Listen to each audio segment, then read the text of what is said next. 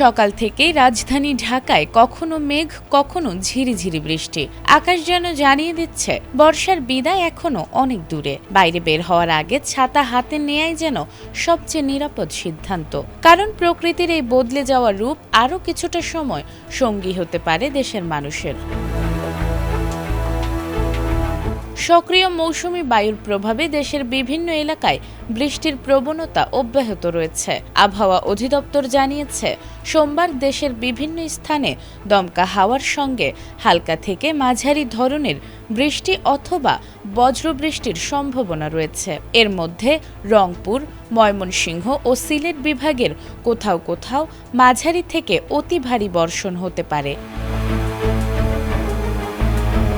আবহাওয়া অধিদপ্তরের দেয়া সতর্কবার্তা অনুযায়ী মৌসুমি বায়ু বর্তমানে বাংলাদেশের ওপর মোটামুটি সক্রিয় রয়েছে।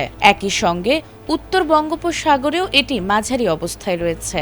এ কারণেই দেশের বিভিন্ন অঞ্চলে বৃষ্টিপাতের অনুকূল পরিবেশ তৈরি হয়েছে।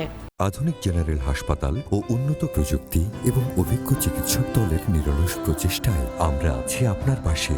ডেল্টা হাসপাতাল, মায়ের মতোই যত্নশীল। এছাড়াও রংপুর, ময়মনসিংহ ও সিলেট বিভাগের অনেক এলাকায় বৃষ্টি হতে পারে।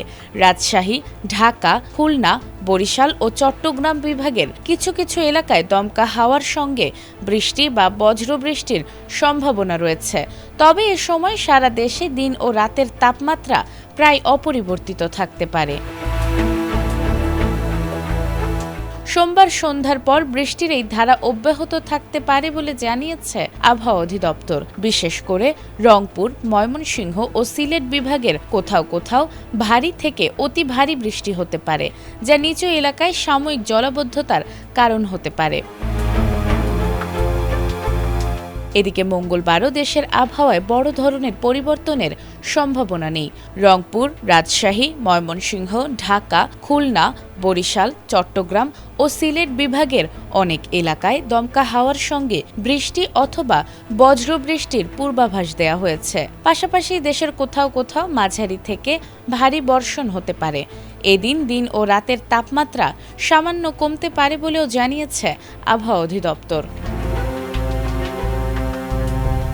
নাজমুন নাহার জান্নাত, এটিএন বাংলা।